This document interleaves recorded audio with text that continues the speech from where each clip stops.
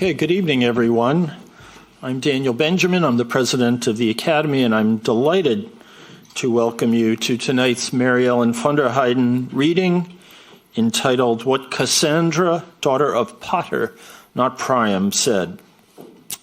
And this reading will be presented by Jamaica Kincaid, novelist, short story writer, memoirist, gardening columnist, and professor emerita of African and African American Studies at Harvard University.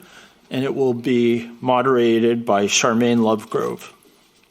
I also want to just take a moment to welcome our trustees who are here tonight, Christina Wallich, and our chair, Sandy Peterson. Sandy's hiding somewhere in the audience, but I know she's here. Anyway, I have to confess that when I saw Jamaica's application to be a fellow at the Academy in the pool last year, I thought it was, to use an all too often used word, a hoax. Not a Russian hoax, if I may, but a Jamaica hoax.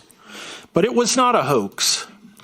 And I have to say it has been a wonder and a delight to have one of the most renowned fiction writers in the English-speaking world under the Academy's roof this semester. And I confess that now, again, this evening is one of those evenings in which I am a mere footnote on in the night's program, introducing the introducer, as is my lot, and adding a few procedural do's and don'ts. And let me just say that I very much envy Charmaine's the task of introducing and speaking with Jamaica, but I have to say one or two things. First, we're deeply honored that she is a fellow in the fall of 2025 class. And it's wonderful to have someone who, to paraphrase Henry Louis Gates in the New York Review of Books this fall, said, someone who explodes your sense of what fiction can do. So I can't do better than Professor Gates, known to his friends as Skip, but I don't count myself as a friend. So Professor Gates, who said of our speaker that she has a striking voice, mordant, irreverent, unremitting, and generous. And he writes of how, and I quote, Jamaica spelunks into the mud of racism, colonialism, and even global appropriation. Shame is a lightning rod for her, but with a sublime intimacy in a voice that calls her reader in without the self-important scaffolding of others. One might say that her work is self-consciously modest, that her fiction never grandstands. It gets to the marrow of how motherhood, childhood, and femininity are dented by colonialism, certainly, but it does so by illuminating the struggle simply to become a human being. Charmaine, I'm sorry, I couldn't resist doing a mini introduction. Okay, thank you. Just a few words of background on this fellowship. The Mary Ellen von der Heyden Fellow in Letters was created in 2009 with the purpose of bringing outstanding writers to Berlin. It was initiated by Karl von der Heyden, a native Berliner, founding trustee of the American Academy, its treasurer for over a decade, and the Academy's co-chair from 2009 to 2011. He was a native Berliner who made an extraordinary success of his career in the business world in the United States. And I highly recommend you read his oral history if you ever get a chance.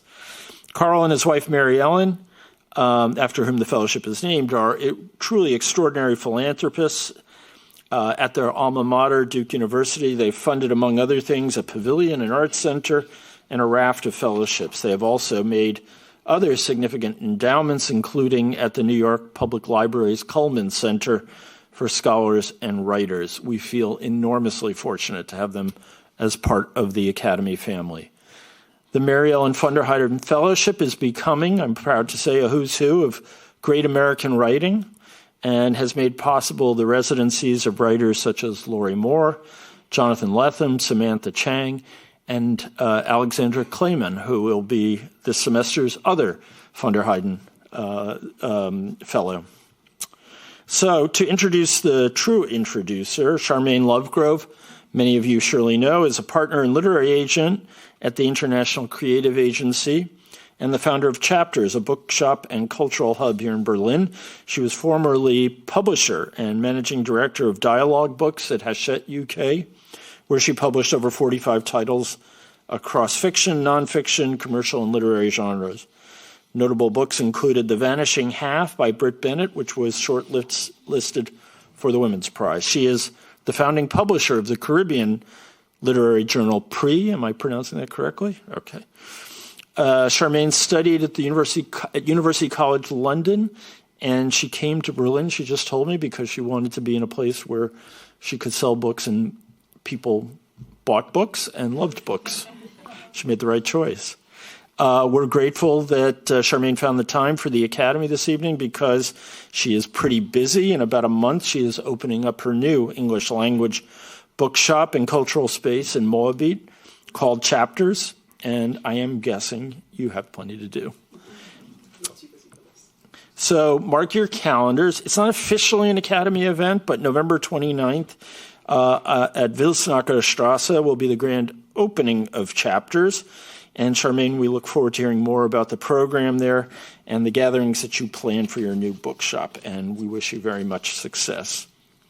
Just a few words of housekeeping after the introduction in Jamaica's talk. She and Charmaine will have a discussion on stage, and then we'll open it up to question and answers. There will be an opportunity for you all to sign Jamaica's books. She's promised to sign books at the book table out in the lobby, and we want to thank the Intercontinental Bookstore for preparing that book table. About the Q&A, two requests. One, please raise your hand if you're here and asking a question. Wait for the microphone. Keep the question brief so that others have a chance to ask as well. And two, we very much believe in this day of increasingly constrained speech that we're here to promote open and thoughtful exchange and to be a place of serious dialogue. So we ask that all conversation tonight, as at all of our events, reflects respect for differing perspectives. Charmaine, thank you for being here, and the floor is yours.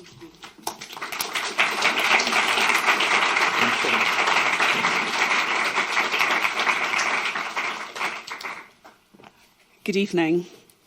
I'm actually Caribbean, so when we say good evening, then we tend to say good evening back, because otherwise it's a bit awkward if you just say good evening and no one says that to you. So I'll try again. Good evening. Good evening. Thank you. It's a Jamaican Caribbean thing. It's really great to be here, and as you can tell from my accent, I'm not American, but I do consider myself to be part of the American Academy family, and welcoming you all to my bookshop, Chapters, and thank you so much for highlighting and for having me here as a granddaughter of the Caribbean. It's a great honour to be here this evening, to have one of our most distinguished voices, and specifically Black women voices from the Caribbean. So Jamaica Kincaid is one of the most distinctive and uncompromising voices in contemporary literature. Born and raised in Antigua, she began her career in New York in the 1970s, contributing essays and fiction to The New Yorker, where her unmistakable style, sharp, lyrical, and alive with emotional intelligence, announced a new way of seeing the world. From her earliest work, Kincaid has written with honesty that is both intimate and revolutionary. Her debut collection, At the Bottom of the River, published in 1983, set a tone for what would follow. Prose that moves like poetry, rich with the rhythms of memory and myth. In novels such as Annie John, Lucy, The Autobiography of My Mother, and Mr. Potter, she explores the complexities of girlhood, motherhood, and identity against the backdrop of colonial and post-colonial life. These stories are of belonging and of estrangement, of love and of loss, told in a voice that refuses simplification.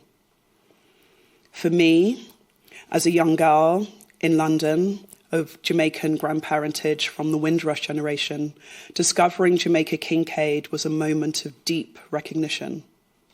Her sentences seemed to reach across oceans, from the Caribbean to the Black Atlantic, from the intimate to the political, and articulate something I'd always felt but hadn't yet found the language for.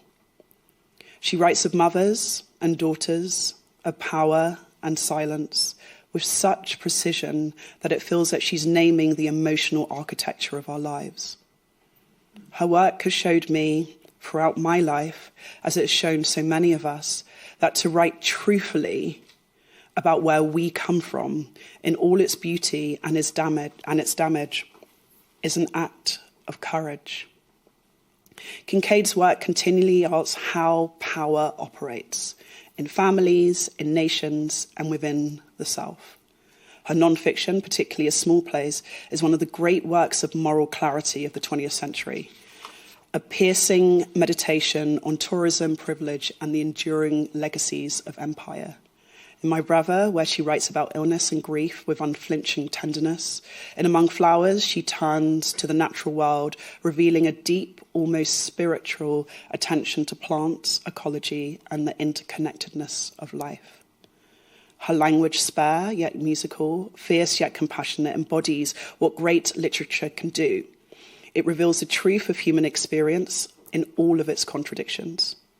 To read Kincaid is to encounter the past and the present in dialogue, to see how lives from the most private moments.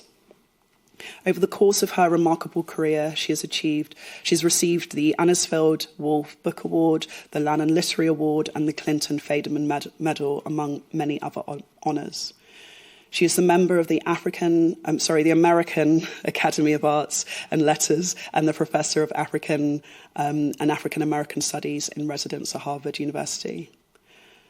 But beyond the accolade, what endures is Jamaica Kincaid's influence on generations of writers who have learned from her courage to tell the truth exactly as they see it.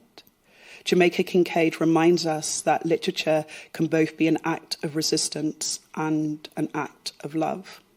And it's with a profound honour to welcome a writer whose work continues to expand our understanding of what it means to see, to remember, and to be free. Jamaica Kincaid.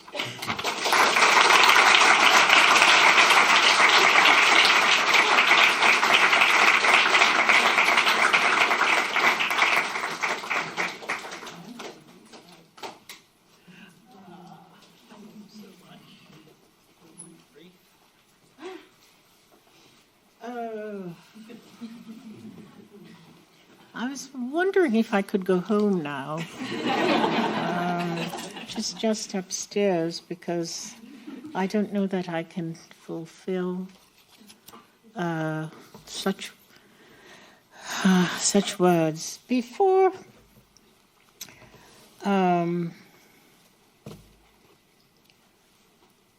I start to disillusion and undo all the nice things that have been said about me, I would like to make an apology of some kind. I was recently upbraided for calling Condoleezza Rice a bitch. And for calling a man who appeared on this stage last week an asshole. And I'm sorry that in doing so I caused embarrassment to the Academy and to its director and its staff, all of whom have been exceptionally kind and gracious to me. Thank you.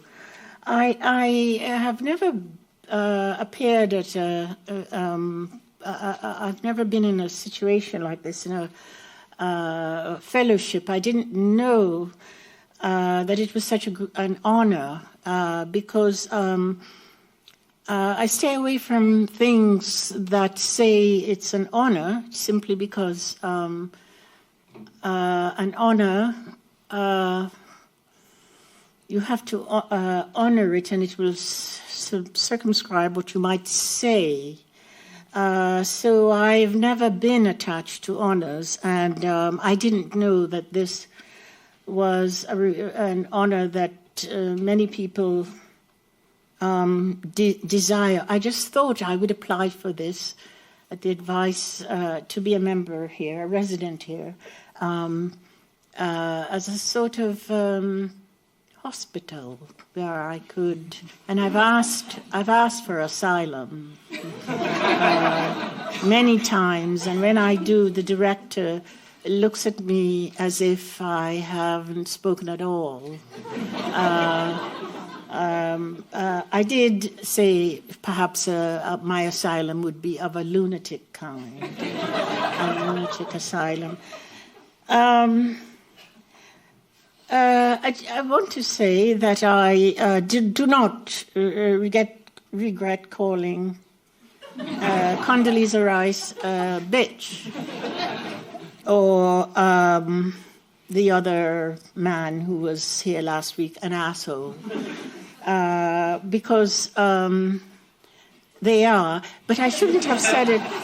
I shouldn't have said it here while I was in residence. I should have waited until December 21st when I was outside the gates and no longer attached to the academy to say, Condoleezza Rice is a bitch. And that man from celebrity of German television is an asshole. What I should have said I should have said that Condoleezza Rice is the mother of God.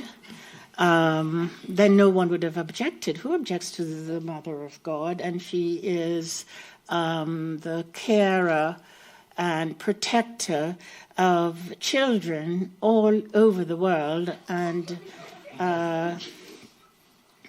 makes sure they're safe. And I should have said that the man last week is not an asshole, but the dog, but the head of the Archangel Gabriel, just the head, not the other part, just the head of the Archangel Gabriel, and that he stands with his sword, fiery sword, guarding the gates of Eden to which we cannot return, to keep us out. I should have said that about him instead of that other thing.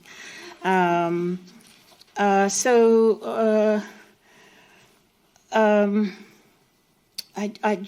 just want to say that even though I think those things, I should not have said them here out of some obligation I have. I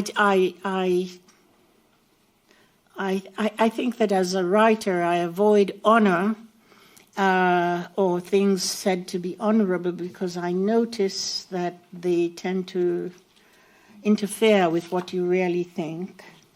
And actually, this started with meeting someone on the stone steps in front of this building. And she said it was an honor to meet me. And I thought, why is it an honor to meet me? I didn't invent the vaccine for polio, whooping cough, or measles, all of which would have been great use to me when I was a child in a third world country. That would have been an honor. Instead of, I felt I was being asked to participate in honorable things. And if you are in honorable things, you mustn't do anything that is dishonorable. And sometimes you really have to say to someone, you are a bitch. But that's what I get for being in an honorable place. I bring disgrace on it, and I'm very sorry. So that is what I want to say. But also I want to tell writers, my younger ones, I'm 76 years of age, don't accept honors unless you want to lose your voice. it's what honors, respectability, it's this form of respectability will do to you. Remember, if you forget that there was Homer, and there was Saul, who became Paul, and his ridiculous letters to the various Galatians and Shans. And there are no Shans, but there are Paul's letters. You want to write something that, even though it will never happen, I will never write anything great, but I like to think that I will be free to say what I think, and I expect no honors from it.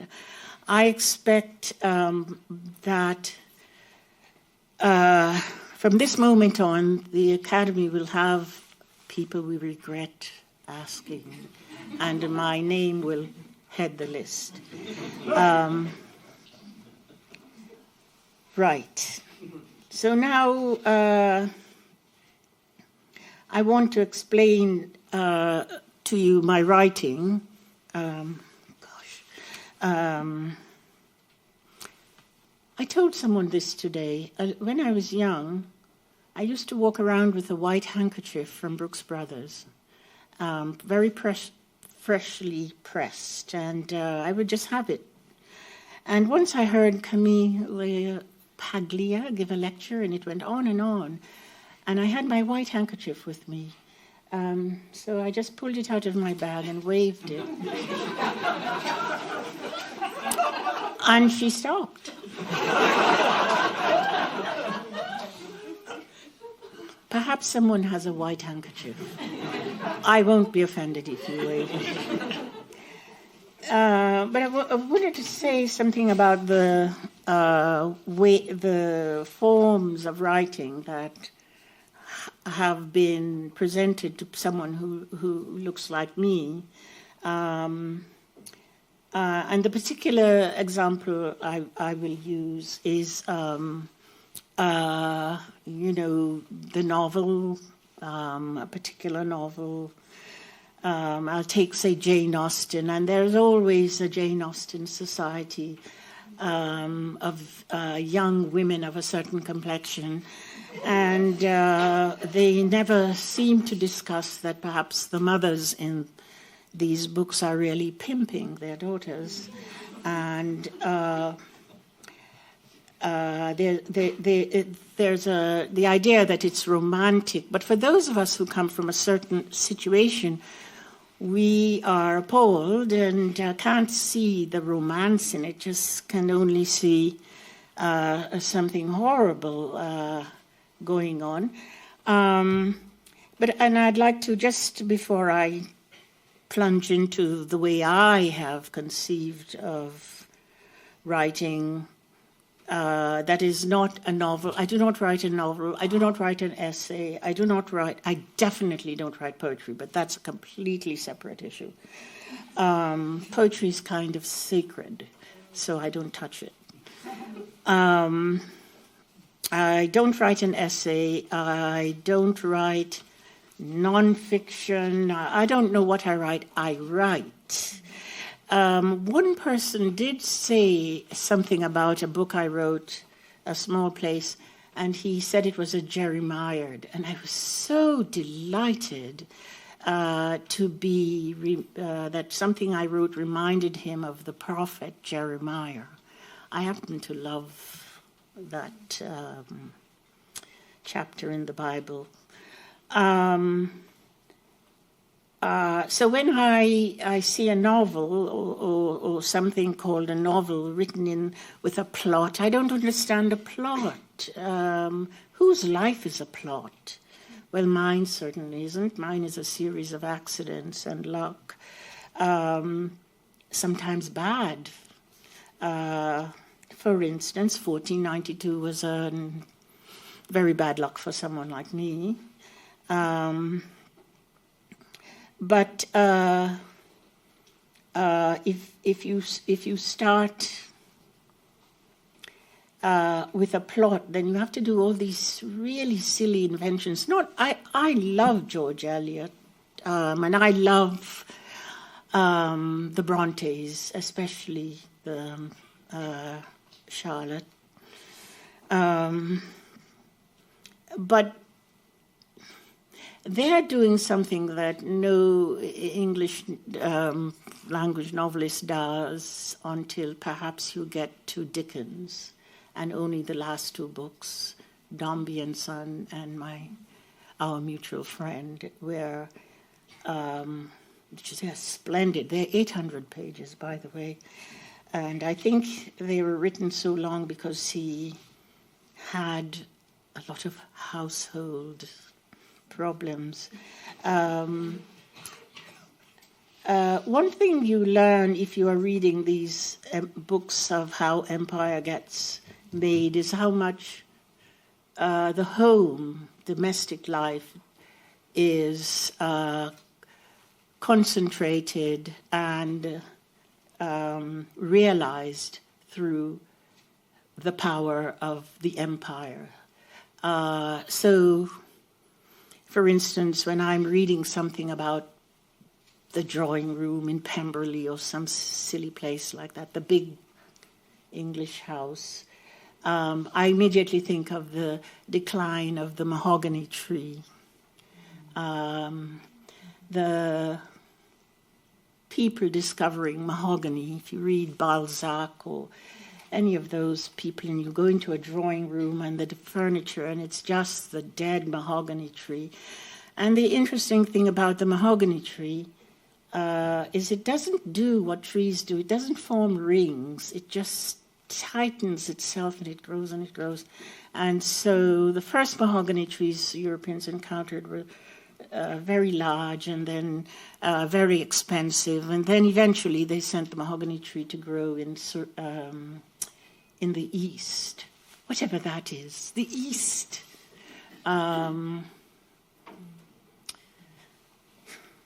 Which is sometimes called the South. It depends on how you want to arrange your powerful position. You can say the East if you are not living in the East, but it's just a source of clothing and so on for you. And you can say, I think now I live in the global South. I don't know what that is anyway. But you see, again, to go back to why the novel or the essay was not available to me, because the examples of them from a European point of view were so untruthful. They were so constructed so that the rules for them, it was as if you followed the rules for them, you could leave out vast amounts of what is the truth, the true thing that happened. If you, I don't want to get you started on how I feel about this thing you call the Enlightenment, which is often, in my view, justification for the horror that Europeans were perpetrating. And I've become very interested, but I'm so old, I will die before I understand it. What it is about, what was Europe lacking that you left your homes, not, they left their homes and went off into the world to take other people's things, but they don't like the people at all. What it is that made them want to live among people they don't like. And of course, you can see how much they don't like them. They don't want them to come to Europe. So a whole set of things will go into my understanding of why I can't write a novel in that way, the beginning, a middle, and an end. A plot, you write such a book because it will be a 6-part series, and you get a lot of money.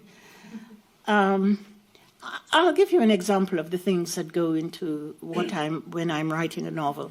Let's say I begin in 1492.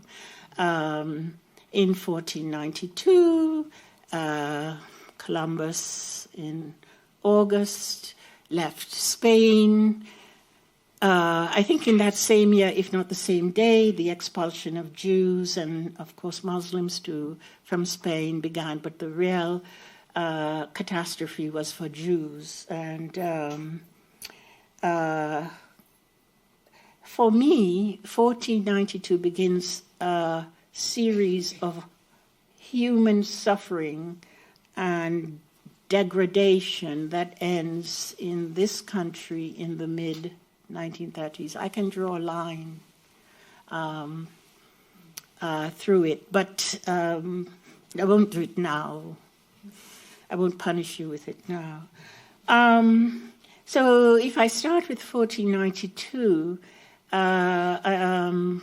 which everyone blames Christopher Columbus for, and it's not that he's not a terrible person. If you knew him personally, as I sometimes feel I do, you would not like him. He was very greedy and contentious, but it's not his doing.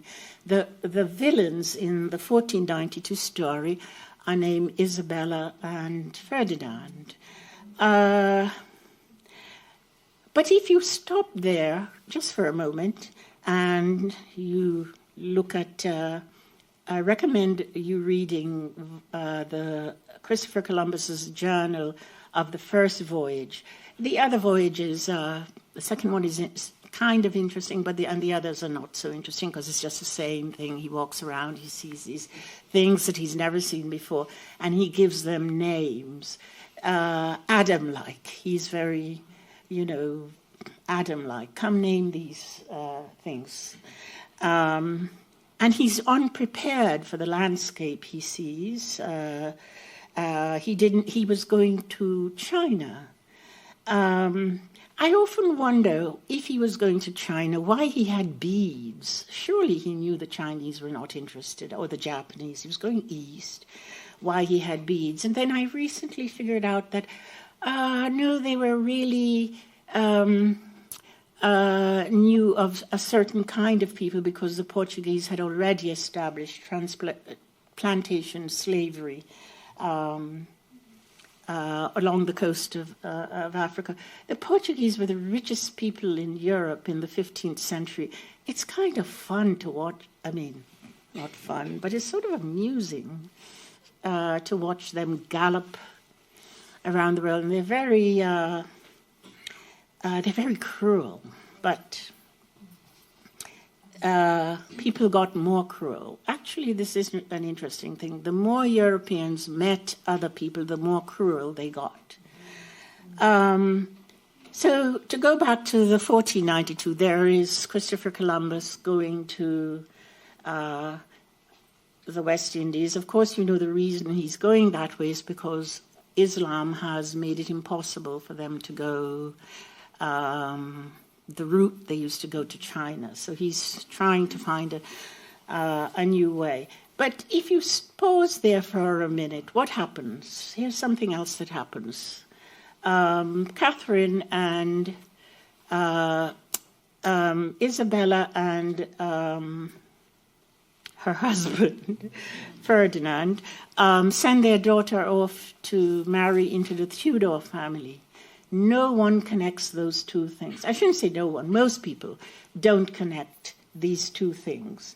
They're quite weak defeating the Moors. So they want to make alliances. They send their daughter off to England to make an alliance with England. Catherine arrives, marries Arthur, who dies. Then she marries Henry.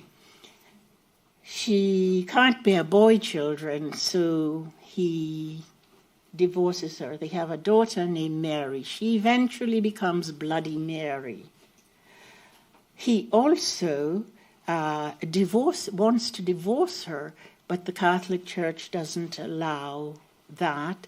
So he makes a plea to the Pope, which is one of the most interesting little things to read. It actually has in it the germ of making a claim for an individual happiness. It's strange to hear it from Henry VIII, who just likes to slice off his wife's heads. So then he marries Anne Boleyn, having succeeded in his divorce.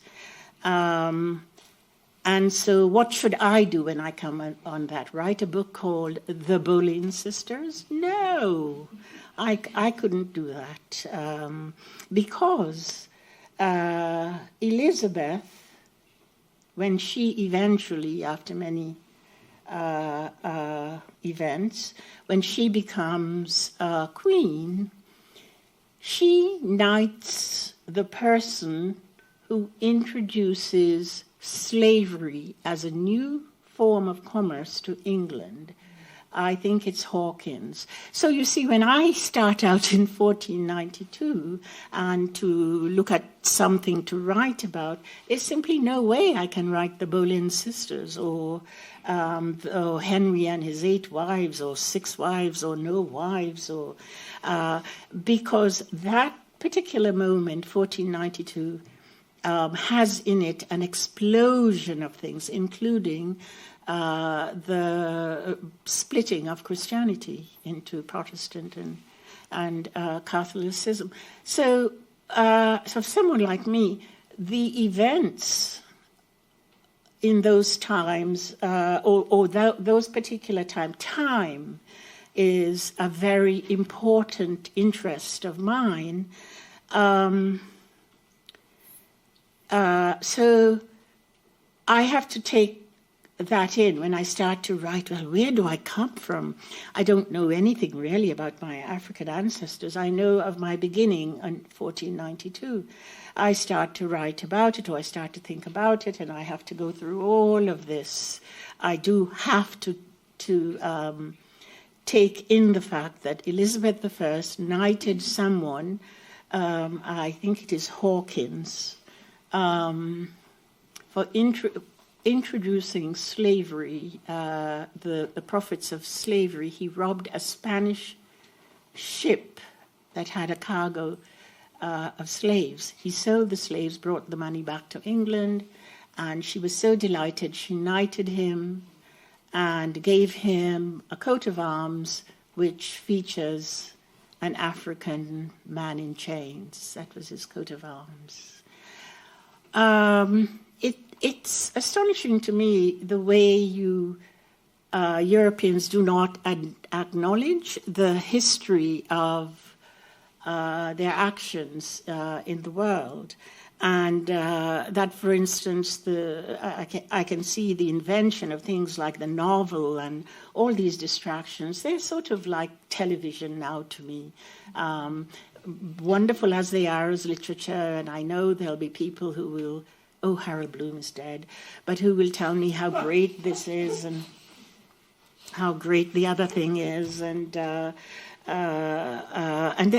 are great, but they are also just coming out of a foundation of incredible horror.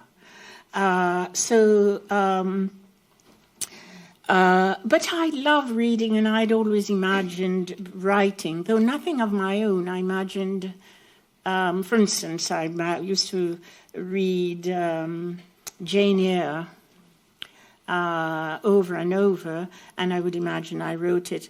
Incidentally, and I imagined that I was not only the writer, but also the protagonist. I was Jane Eyre, and I was Charlotte Bronte at the same time.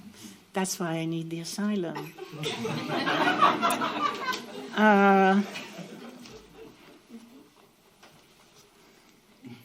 White handkerchiefs, anyone?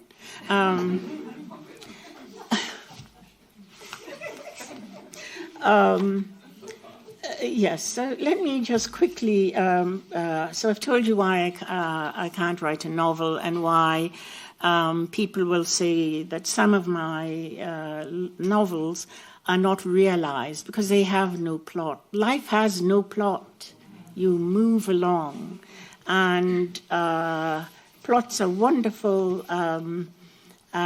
if you are in need of relief. It's nice to have a plot. What will happen to Jamaica after this evening? That would be the beginning of a plot. I often draw in my writing from classical images. The Cassandra is the daughter of Priam, not the daughter of Potter, not Priam. I've thought about Priam's loss a lot, and him going to Achilles and begging for his dead son's body. But for me, it was, when I'm thinking of that, I'm thinking more of my mother and her dead sons, and what she has done for them, and what she has done to her female line too, which will also, when I'm thinking of that, will lead me to think to myself, but why doesn't Eve have any daughters? She has no daughters. There is no line of Eve. It's all... So it's things like that I would think about. To wrap it up, I'm glad you think it's funny. I never understood funny. I only thought... I've lived with Americans who enjoy funny. I hope they're enjoying it now. Anyway, I think the issues or the cornerstones of my writing would be time, how things progress. Now, Europeans have the notion of history is how you capture time. I read a lot of history from a European point of view, and you can see the struggle to capture something and put it in its place, but it doesn't remain in its place. And so since it doesn't remain in its place, you ignore it and go on to something else. There's the war of this, there's a treaty of that, and there's no continuity or reflection on, wow, was this the right thing to do, or was this is a disaster? We won't do that. There is none of that at all. There's just this history and time, which is really a way of talking about time. So I dispense with all that, and I either collapse everything or sort out everything linear, and I'll make these diversions, which drives the reader crazy. I think to read a book is to do some work. It's not to sit on a beach. And don't you just hate those summer beach books? I do. So I don't write that kind of book, but I would read my book anywhere. I would read what I write anywhere. And it's not a sort of egotism. I really like my writing, even though I never read it once I'm done with it. I never read it again unless you ask me to. So the book I'm going to read from, because I can't exactly read to you from Cassandra, since she's ongoing, and I don't know quite how it will go. Well, I actually do know, but if I tell you, I will lose interest in it. So I won't tell you, but I'll just read you briefly this book I wrote. Some people say it's about my marriage, which is not true. Well, let me tell you what I think of the truth. It's like a prism. It has many things. It's not a rainbow. It's a prism. It has, all of them are valid. And all of them are interesting. A lie, on the other hand, is just like a piece of coal dropped on the ground. It doesn't move. It causes cancer and so on. Not that the truth will cure cancer, but it really does set you free. So what I'm going to read to you, it has to do with time.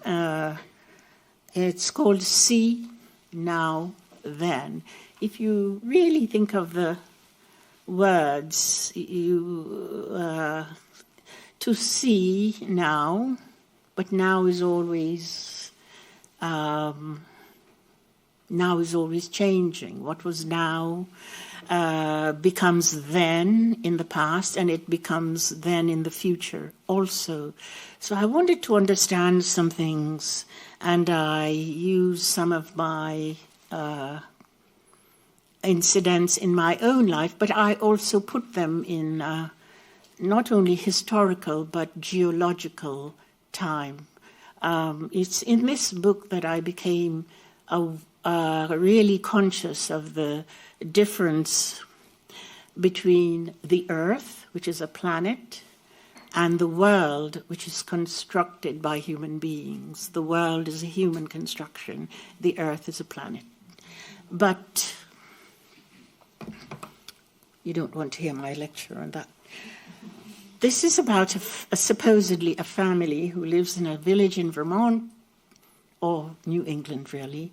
And they live in a house that the narrator calls the Shirley Jackson house. Now, in New England, you can have Shirley Jackson or Robert Frost. And I couldn't put the family in the Robert Frost house because Robert Frost's house, his son committed suicide in it, and this family isn't that kind of family. They're not suicidal. But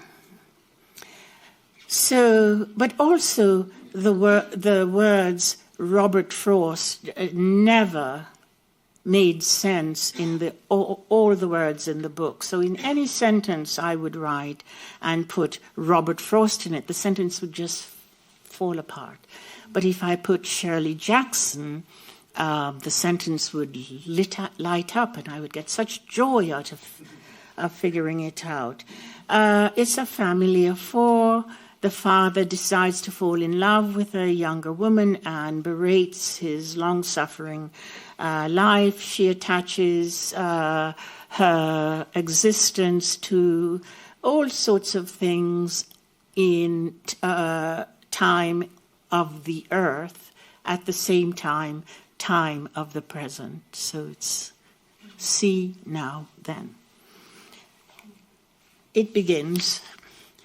See now then the dear Mrs. Sweet, who lived with her husband, Mr. Sweet, and their two children, the beautiful Persephone and the young Heracles, in the Shirley Jackson house, which was in a small village in New England. The children's names are Heracles and Persephone. And Heracles, I didn't choose Hercules because Hercules is Disney, is a clown. But Heracles is the hero. So things like that will become very important to me. The house, the Shirley Jackson house, sat on a knoll, and from a window Mrs. Sweet could look down on the roaring waters from the Paran River as it fell furiously and swiftly out of the lake, a man-made lake also named Paran. And looking up she could see, surrounding her, the mountains named Bald and Hale and Anthony, all part of the Green Mountain Range, and she could see the firehouse where sometimes she could attend a civic gathering and hear her government representative say something that might seriously affect her and the well-being of her family, or see the firemen take out the fire trucks and dismantle various parts of them and put the parts back together and then polish all the trucks and then drive them around the village with a lot of commotion before putting them away again in the firehouse. And they reminded Mrs. Sweet of the young Heracles, for he often did such things with his toy fire trucks. But just now, when Mrs. Sweet was looking out from a window in the Shirley Jackson house, her son no longer did that. From that window again, she could see the house where the man who invented time-lapse photography lived, but he was dead now, and she could see the house, the yellow house, that Homer had restored so carefully and lovingly, polishing the floors, painting the walls, replacing the pipes, All this in the summer before that awful fall when he went hunting, and after shooting his bow and arrow, shooting with his bow and arrow the largest deer he had ever shot, he dropped down dead while trying to load it onto the back of his truck. And Mrs. Sweet did see him lying in his coffin in the Maha funeral home, and she thought then, why does a funeral home always seem so welcoming, so inviting from the outside? So comfortable are the chairs inside, the beautiful golden glow of the lamplight softly embracing every object in the room, the main object being the dead. Why is this so? Mrs. Sweet said to herself as she saw Homer lying all alone and snug in his coffin, and he was well dressed up in brand new hunting clothes, a red and black plaid jacket made of boiled wool, and a red knitted hat, all clothing made by Woolrich or Johnson Brothers, or some outdoor clothing outfitters like that. And Mrs. Sweet wanted to speak to him, for he looked so much like himself, to ask him if he would come to paint her house, the Shirley Jackson house, or could he come and do something, anything, fix the pipes, clean the gutters of the roof, check to see if water had leaked into the basement, because he appeared to be so like himself. But his wife said to her, Homer shot the biggest deer of his life and died while trying to put it in the back of his truck. And Mrs. Sweet was sympathetic to the worldliness of the dead, for she could make herself see the army of worms, parasites, who had, without malice aforethought, begun to feed on Homer, and would soon reduce him to the realm of wonder and delusion. So sad, all of this, that Mrs. Sweet could see then, while standing at the window of the house in which Shirley Jackson had lived, and across the way was the house in which old Mrs. McGovern had died, and she had lived in for many years before she became old. She had lived in her house, built in a neoclassical something style that harkened back from another era long ago, long before Mrs. McGovern had been born and then become a grown-up woman who married and lived with her husband in the yellow house and made a garden of only peonies, big white ones that were streaked with a wine-dark red on the petals nearest the stamens. Like an imagined night crossing an imagined day, so had been these peonies in Mrs. McGovern's garden, and she had grown other things, but no one could remember what they were. Only her peonies were committed in memory, and when Mrs. McGovern had died, and so therefore vanished from the face of the earth, Mrs. Sweet had dug up those peonies from her garden, Festiva Maxima was their name, and planted them in her own garden, a place Mr. Sweet and the beautiful Persephone and even the young Heracles hated. That was all one sentence, by the way. The Pembrokes, father and son, mowed the lawn, though sometimes the father went off to Mount Pelier, the capital, to cast votes for or against, as he felt to be in the best interest of the people who lived in that village in New England, which, even now, is situated on the banks of the River Paran, and the other people in that village, the Wilmingtons, lived always in their house, and the Atlases too, and also were the Elwells, the Elkinses, and Powerses. The library was full of books, but no one went into it, only parents with their children, parents who wanted their children to read books, as if reading books were a mysterious form of love, a mystery that must remain so. The small village in New England held all that and much more, and all that and much more was then and now, time and space intermingling, becoming one thing, all in the mind of Mrs. Sweet. They go on, and the children grow up, and they are annoyed by their mother and love their father, who hates their mother. And so this is a scene from their lives. They're sort of children. That afternoon, at exactly 3:45, the beautiful Persephone and the young Heracles got off the school bus and found that their mother, the dear Mrs. Sweet, was not waiting to pick them up. They saw the school bus, driven by the madly named Mr. Strange, disappear around the corner below the Bennington Monument. They saw their companions, some wayward boys and girls who lived in villages that were surrounded by evergreens of every kind except for broadleaf. And the evergreens were all sick with the blight of rust, and these companions were very bad, for sometimes the boys among them pummeled the young Heracles almost to death, and the discipline he required to restrain himself from gathering them up all together in his large brown hands and making them as lifeless as his old socks was greater than the force he had used to smite the entire city of Thebes, as it appeared in his handheld Nintendo game. Those boys, in any case, had names of no distinguished origin, their names being Tad, Ted, Tim, and such. But the bus stop was empty of Mrs. Sweet, and the young Heracles was beside himself with anxiety and sorrow, for he loved his mother so, and only so.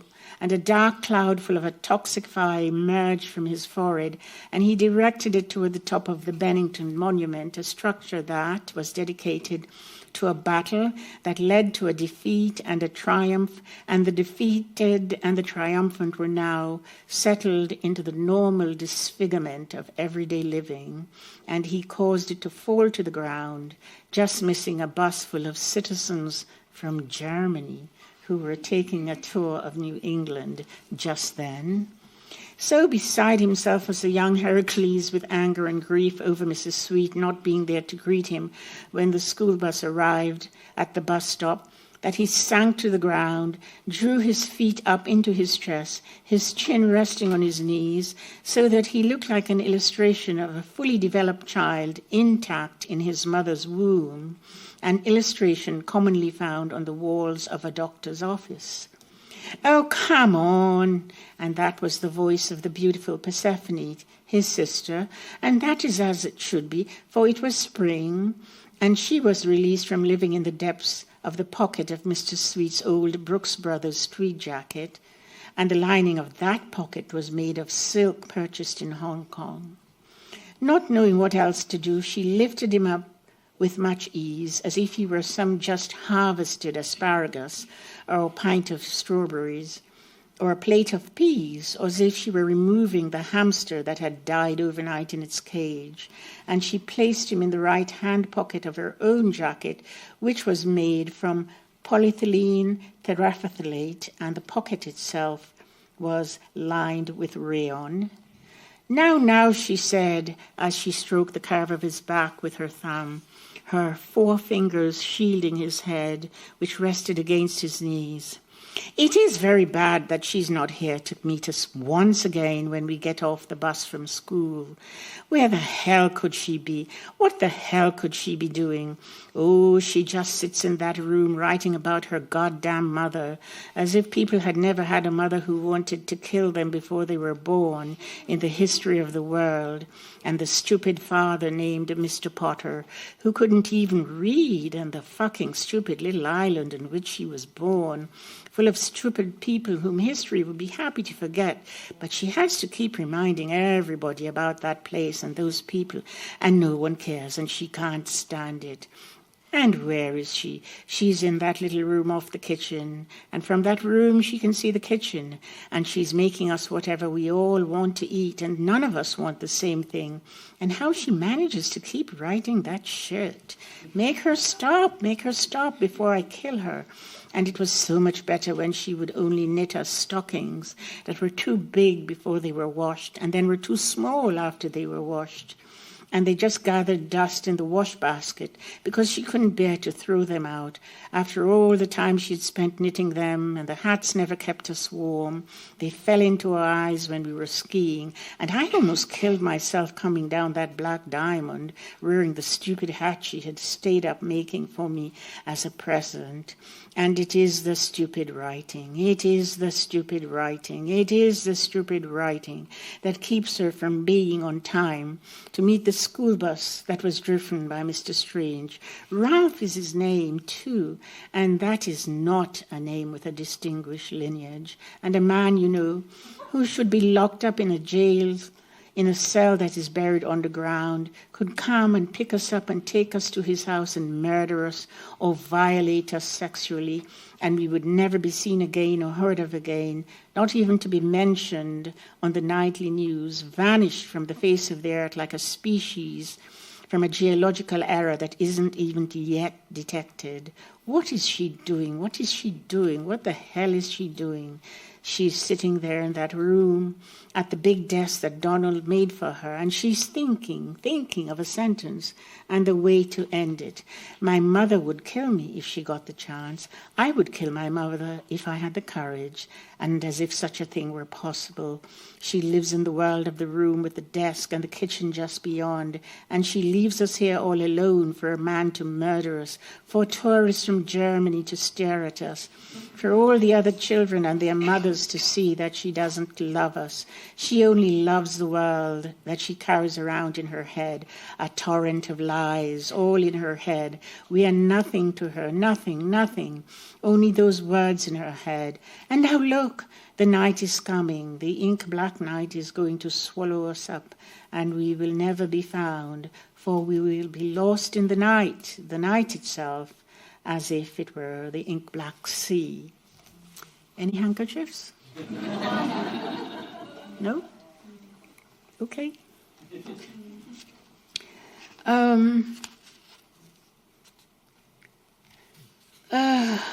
I could read, I will come to the end of it. That would be good, I think.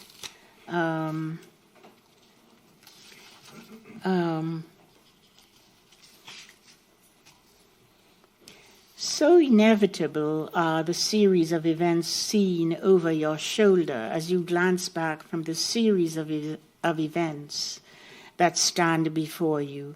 And in your own mind, you can see the series of events that are to come, that are arrayed before you, and they appear as if they are in the rearview mirror, but only in reverse, only as if the rearview mirror could make visible the thing that has not happened yet. For perhaps time, said Mrs. Sweet to herself as she knitted away those garments with one sleeve missing, was a father, not a mother, and Mrs. Sweet had no father. That is, she had not been authored. She had been created by a very malicious woman. Oh, Mom, can't you see, said the young boy to his mother as he was jumping up and down, running this way and that through the assembled crowds of shy myrmidons, Ninja Turtles, Power Rangers, Super Mario, Batman, various figurines from Star Wars, various stuffed animals, some resembling the domesticated, some resembling wild ones who were now extinct, and they all lay before him, and they all lay before him, and also they lay before him in his memory, so fresh and so clean. So sorry, Mrs. Jackson, that they still inhabited his now. Usually when I read that line, young people get, I'm sorry, Miss Jackson. Never meant to make your daughter cry.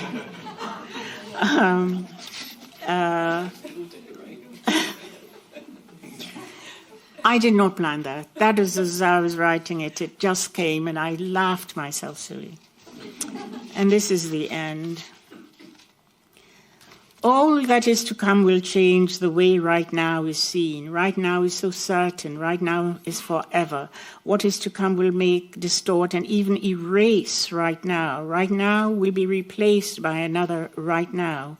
And right now is all there is, and all there is over and over again. And no welling up of the fluids in the individual stomach a universal metaphor for the unstableness of the whole human enterprise as it is experienced by the person making breakfast for the litter of domesticated mammals before her or him, and the boy and girl with Game Boy or Super Mario in hand, as the case may be, no matter how it is heard, no matter how it is felt.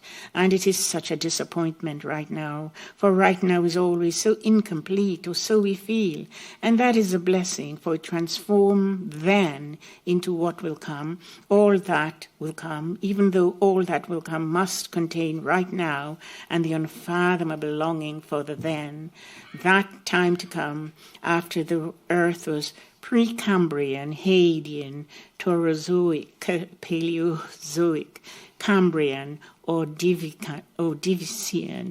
Silurian, Devonian, Cretaceous, and lower this and lower that, and then upper that too, and then Cenozoic, and rifting and volcanic. That time to come after the earth was itself. That time to come was the time that had been before, for beyond the earth's boundaries was all that had made it, was all that it had been, and was all that it had been and is, and the future was the past, and the past, which is then, it is always then, could be found in the periodic table.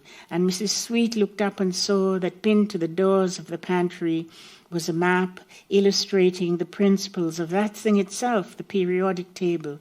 The beautiful Persephone had shown an interest in chemistry, and her mother had purchased it and placed it there.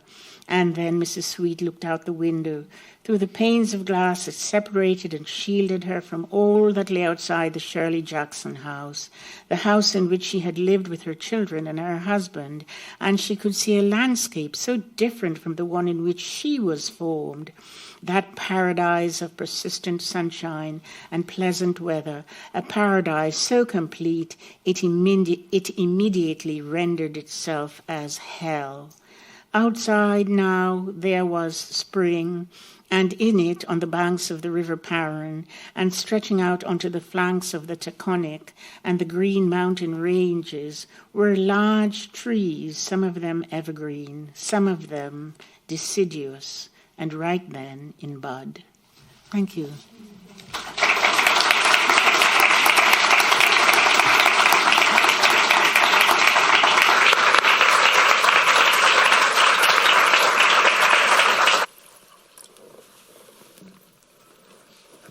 Okay, so you're just incredible, and I enjoyed every second of that, so thank you very much. I think we should have another round of applause, that kind of feeling.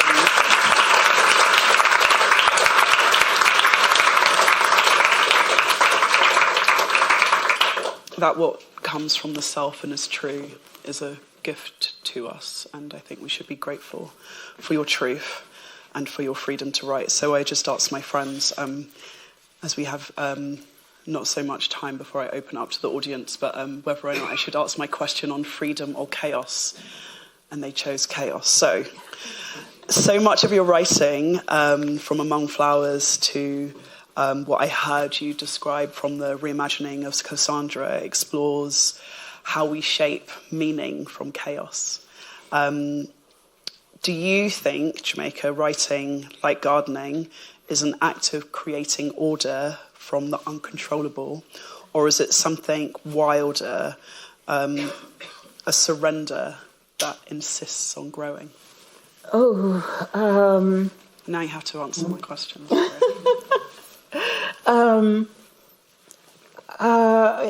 It would be hard for me to make such a bold statement about my own work.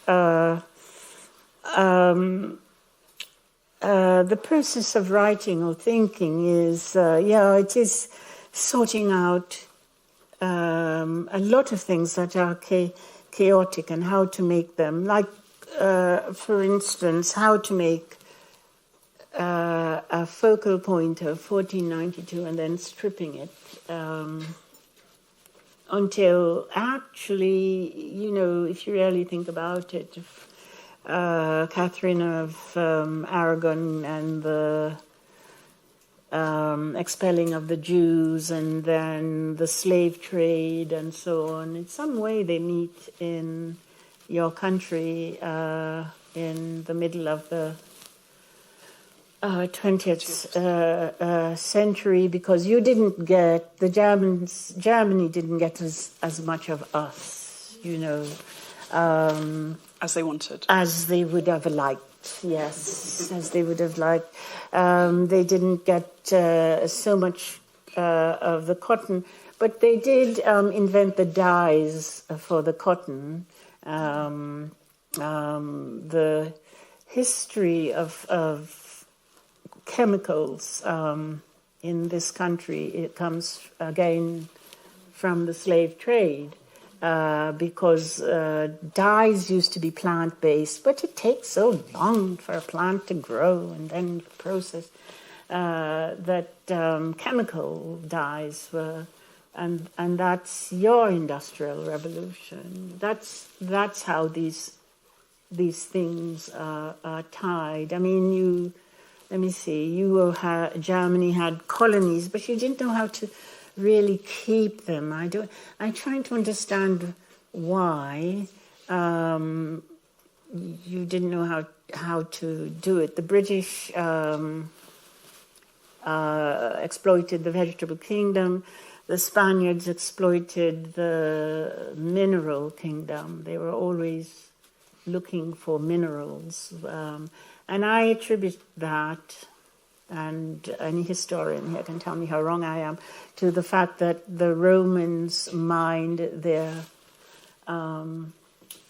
coins, had mining, a lot of mining in Spain, Hispaniola, which is what Caesar called Spain. And I think that's why they explored the world.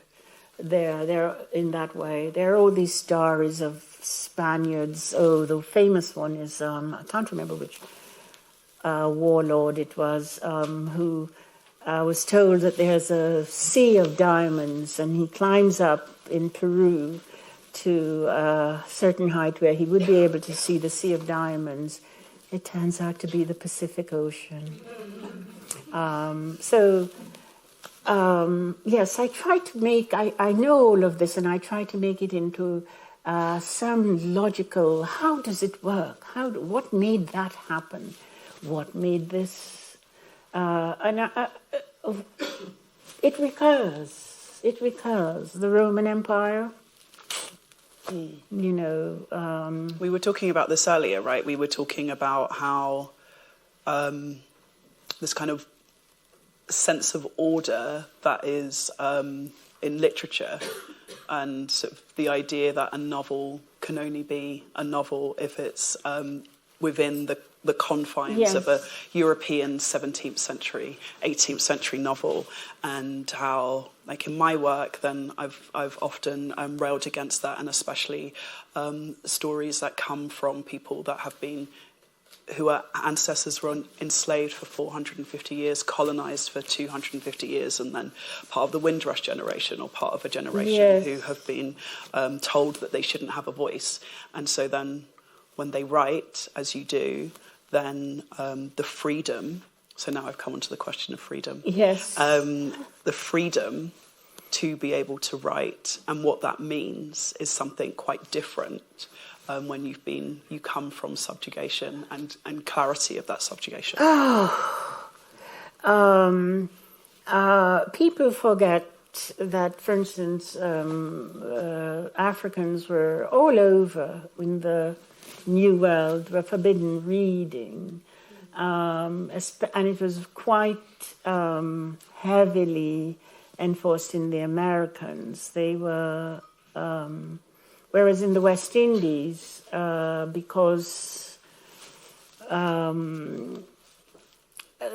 were always more Africans than more Europeans. I mean, one thing Europeans didn't do, certainly the English and the French, was live in slave society. They hired Irish people and Scottish people.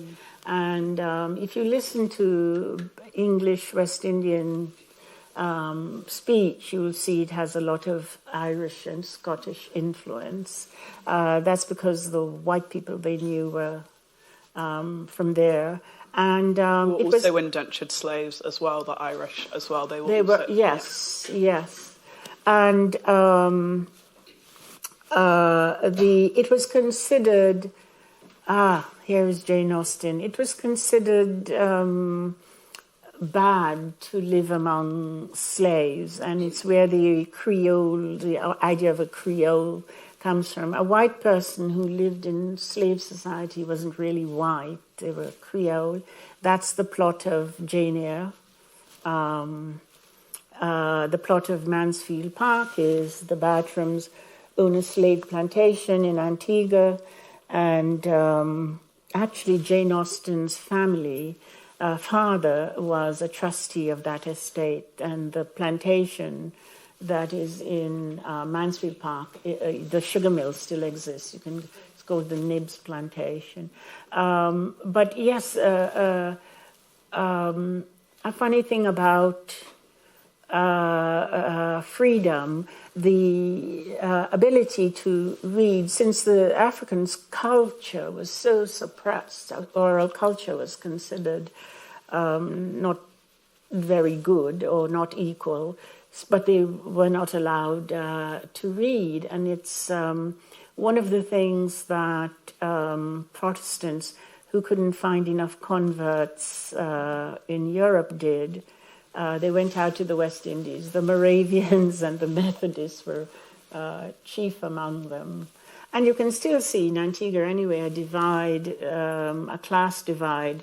Upper Antiguans are Anglicans, and the rest of us are Methodists or Moravians and offshoots of those religions. But yeah, of course, you know, there's freedom from this situation of enslavement, and then of course there's a freedom to think about yourself. Who are you? And it's one of the main things that is frustrating for us with a certain history. The ideas of existential, how to exist, this thing that Europeans call existentialism. We are not really allowed, so much of our lives is you're black, you're a descendant from slaves. So you never really have this idea of who am I, this sort of wandering in the ether of, of blobbiness. Like, I found it so interesting kind of discovering this around John Stuart Mill and thinking around sort of self-actualization from sort of agrarian cultures into industrialized cultures. Yes. And thinking, wow, that was really quite amazing that whiteness was able to do that. And we weren't. And how that actually completely changed societies. And actually also then led to this level of abject capitalism that led to us. Oh, my goodness. But he's a person who ran India in the morning, John, and then wrote on freedom in the afternoon. Yeah.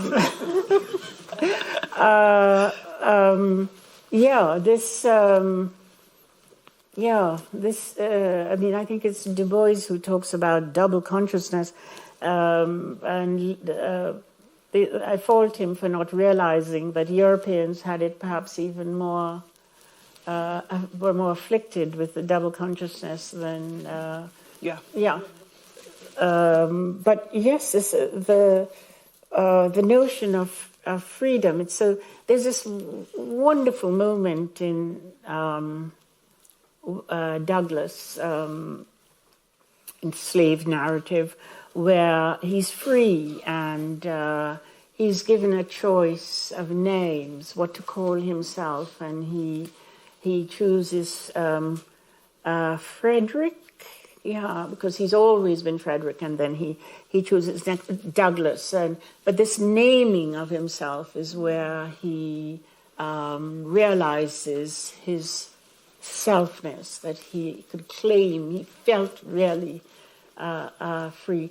The naming of things, incidentally, is one of the main weapons in conquest, and you are up to first see it in Columbus's journey to the West Indies, when he had not expected. The West Indies is only because he meant to go to India, which is east, and so he ends up west. And so he just names these things. So Antigua, for instance, is named after a church in Spain. Dominica is named because he found it on a Sunday.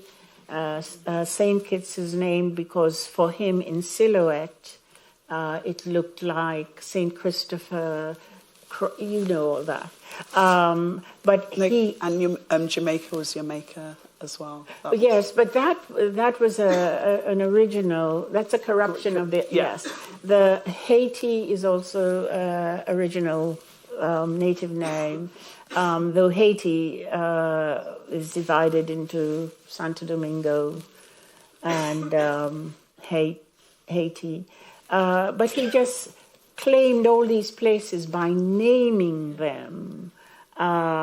And one of go back to Catherine of Aragon, is that the Spanish had no way of really staking a claim on these islands except through name. He'd say, I name it in the King and Queen of Spain. So, and naming, of course, I changed my own name without knowing any of this consciously. That's the other thing I believe in.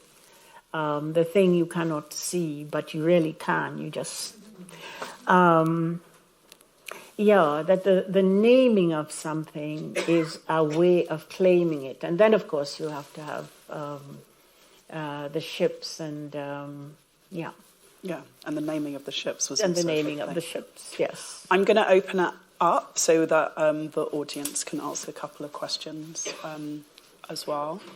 It would be great if there were direct questions. Statements are wonderful, but I feel like Jamaica should be the only person making statements this evening. I wouldn't go that far.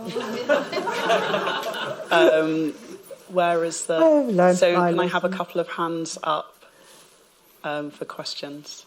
Yes, I think I see someone back.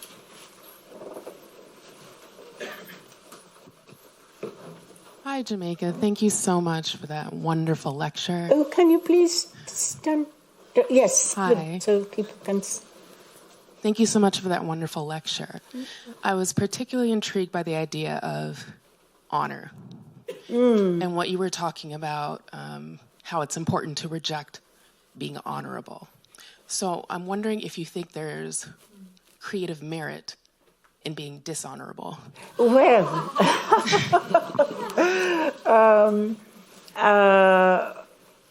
yes, I tend to use the same word to mean conflicting things. Clearly, honorableness is a desirable thing, but sometimes it often is used to prevent you from saying something because you are being dishonorable. And so I always am very suspicious of, what's the word I'm looking for, of status. So when someone told me it was an honor to meet me, I immediately, because how could it be an honor to meet me? I'm just a person who writes. I mean, if I was Louis Pasteur, it would be an honor to meet Louis Pasteur, whose biography my mother taught me to read from. She was just... But I feel like it's an honor to meet you. Like, well, I am... Do you know what I mean? Like, yes. I feel like it's an honor to meet you. I've been reading you since I was a young person, and to be able to sit on a stage of you in this situation is, you know, as we say, it's like beyond our dreams. It's like that's not something that I was thinking about when I was borrowing your books from the library. So to me, that is, you know, but that doesn't mean that we have to behave ourselves. That's right. Thank you. Thank you. And when you say it's an honor to meet me, I don't feel I'm being drawn into a circle of respectability and the inability to say certain things because a person of great wealth might be offended and defund this whole institution because I... Should we have the next question?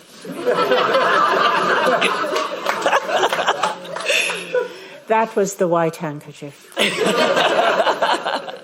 I'm allowed.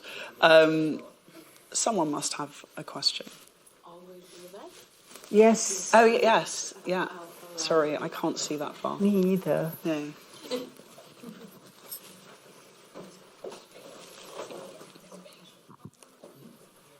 I love that it's the people in the back. Hi, thank Hello. you so much for an amazing lecture. It is an honor to just hear you speak, truly, truly. I was really, like, don't you think being free is honorable? I'm sorry? Do you think that being free, in relationship to, I saw your talk when you called Condoleezza Rice a bitch, and it was fantastic, actually. The best part of that, I actually had to leave because I understood something that you were telling me. So I wanted to ask, like, don't you think being free is honorable? And what does it mean to exist within an institution that chooses politeness over truth, perhaps? Oh, We're still here. yeah, We're still here. yeah. An institution that chooses, well, it's sort of the world we live in. People are more... the truth is hard to hear, especially if you are in the wrong. It's one of the things that's so admirable about being here. So many things in the last century this country did, and then you really have owned up to it. In America and in England, I mean, you can hardly say anything in England that was, you know, the English have had more than one empire, and sometimes they had two empires at once: the American Empire and the Indian Empire. The American Empire has never admitted any transgression. It's still, in fact, at this very moment, part of its decline, its inability to speak truthfully about its past. It's. I mean, that is also an issue of Europe, right? Oh, yes. Of England and of Germany. Well, somebody's forcing Germany to say something. I went to a place the other day with my friends, and they took me to where books were burnt, and then there's a little memorial. It's so beautiful, and I wept. Though it also reminded me that once when I had done something really at home, my mother found all the books I was reading, which because of the books I neglected something, and she burned them. And at the time, I mean, just a bonfire of my books. And at the time, I didn't know that there was a great transgression attached to it. But I was heartbroken. Of course. But to say that I think that you do I don't know what forced you to do it, but it's really great that you say, you know, we did these horrible things. The truth. Yes, the truth. Yes. I don't know. You must have had maybe it was so horrible and everyone could see. I mean, the thing about slaves and the British Empire, a lot of it you couldn't see, and they were very clever. They ran an empire that I think even the Romans would envy. There's one last question. Thank you. Hi. You talked a lot about 1492 as a very important year. Could you comment on whether 2025 is a similar time? Oh, gosh. Well, see now then.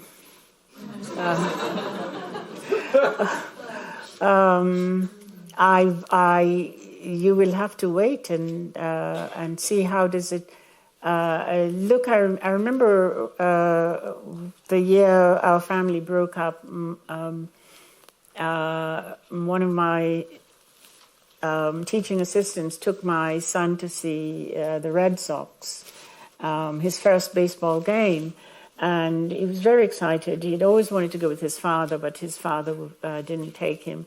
So the next year they were doing it again, and my TA said to my son, hey, a year ago your life was full of a word I'm not sure I can use, well, human excrement. But he said, your life was full of shit, man. You were in the dumps, but now look at you, you're having a great time. And my son said, without missing a beat, yes, but objects in the mirror are closer than they appear. He was only 13. He just said that. And we all just went... If those of you who are around at Thanksgiving will meet him, don't tell him I said that. He was so embarrassed that but about 2025, yeah, you'll have to wait and see, and how, I just, today when I saw the White House siding being to make, I actually... it was so painful, and I think, well,